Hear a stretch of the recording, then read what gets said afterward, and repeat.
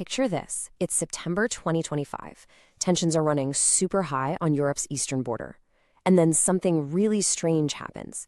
India, which is a major strategic partner of the US and the West, sends its troops to train with Russia and Belarus, right on NATO's doorstep. I mean, this was a move that really shocked a lot of people. It sent some serious ripples through the whole geopolitical world. So the big question is, why? Why would a key partner of the West do something like this? To get to the bottom of it, we need to take a closer look. So, first things first, we have to understand the military exercise at the center of all this. It's called Zapad. And that name, well, it's a huge clue. Zapad is just the Russian word for West, and these exercises, they have a long, often very tense history, with their focus pointed squarely in that direction. Now, these aren't your average drills. We're talking about massive, strategic war games that go all the way back to the Soviet era. They're part of this 4-year cycle of huge exercises that Russia runs. And here's the kicker. Their scenarios often simulate a direct conflict with NATO countries. And when I say massive, I really mean it. Just take a look at this chart from a NATO report. Vostok 2018, another one of these big drills, involved a mind-blowing 300,000 personnel. 300,000! With numbers like that, you can see why the rest of the world sits up and pays attention whenever Zapad is happening. So, into this massive, high-stakes military exercise, you're probably wondering how big India's team was, right? Well, it was just 65 people. Yeah, 65. A tiny number in a sea of thousands. But the symbolic weight of those 65 people? It was absolutely enormous. Which, of course, brings us to how the West reacted. For a lot of people in Europe and the US, India showing up felt like a huge betrayal. Like a diplomatic red line had just been crossed. And you can really see why they were so on edge. I mean, the timing couldn't have been worse. In the days right around the exercise, Russian drones were literally violating NATO airspace over Poland and Romania. Poland got so concerned, it took the drastic step of completely shutting down its border with Belarus, pointing straight at Zapad as the reason. And right in the middle of all that chaos, India's troops were on the ground. The official outcry was fast, and it was loud. The EU Commission spokesperson came out and said the exercises violated the Vienna document, which is basically an agreement meant to keep military exercises transparent and prevent dangerous miscalculations. So from the Western point of view, this wasn't just a drill, it was a provocation, and India had just decided to join the party. But that's only one side of the coin, right?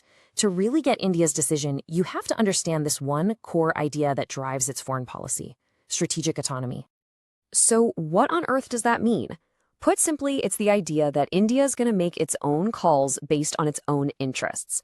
It refuses to be boxed into one camp or one alliance. It's a whole philosophy of we're going to chart our own course in this messy, complicated world. See, from India's point of view, the reasoning is based on decades of history and just plain necessity. Russia is what they call a time-tested partner. Get this, over 85% of India's entire military arsenal is Russian or Soviet-made. That is a deep, deep dependency you can't just flip a switch on. So New Delhi sees these drills as just another form of diplomacy. They're quick to point out that they also train with the US at big exercises like Red Flag. It's all a very deliberate balancing act, and it's driven by these really deep economic and defense ties to Moscow. And honestly, nothing captures the defiant spirit behind this policy better than a comment like this from a public forum. There's this unapologetic feeling that India has every right to talk to and work with all sides, no matter what other big powers think about it. It's a pretty powerful statement of self-determination. So you've got this clash of perspectives, right? The West's red line versus India's strategic autonomy. But this isn't just some diplomatic squabble. It actually shines a light on a much bigger issue: the battle over who gets to tell India's story and how that story gets framed for the rest of the world. Shashi Shekhar Vempati, who used to run India's public broadcaster, makes the argument that there's this widespread, often kind of shallow understanding of India out there in the world. And he suggests this isn't just an accident, it's a consistent pattern that ends up shaping how everyone sees the country. And when you start digging into the data, you can kind of see what he means. One analysis looked at over 3,000 articles from major Western outlets and found this recurring pattern. Just look at the keywords that pop up over and over: hate, fear, violence, riot, mob, crackdown. The argument is that this paints a very specific and often very negative picture of the country.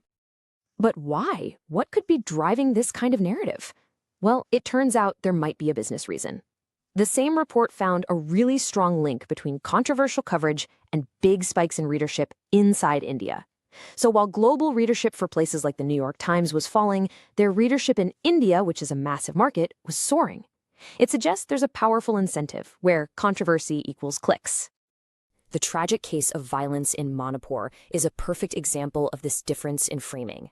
International media often presented it as a symptom of a bigger problem, democratic erosion, a big shock value story.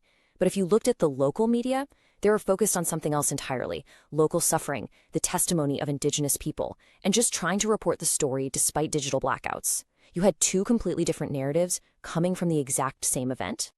And this sentiment really boiled over with a controversy around a photo series called Dreaming Food. An award-winning photographer actually staged photos of Indian villagers with fake plastic food to symbolize hunger. The backlash was just huge. Critics called it poverty porn and said it was cruel and shallow and demeaning. It became this powerful symbol of the kind of stereotypical, outsider's view that many in India feel completely misrepresents their reality. Okay, so where does all of this leave us? Let's zoom back out. We've gone from a military drill to a media firestorm, but all these threads, they weave together to paint a picture of our world as it is right now. When you boil it all down, the Zapad exercise and all the drama around it, it's about so much more than just troop movements. It's a huge flashing sign that the world is shifting. We're in a multipolar world now. Countries like India are refusing to be put in a box, refusing to be defined by old Cold War lines. Instead, they're engaging with everyone to forge their own path. Which leaves us with one final, really important question. As global power shifts, and this battle over stories and perceptions gets more intense, you have to ask, in this new multipolar world, who gets to control the narrative? Who gets to write the first draft of history? It's a question that defines not just this one event, but the future of how nations relate to each other.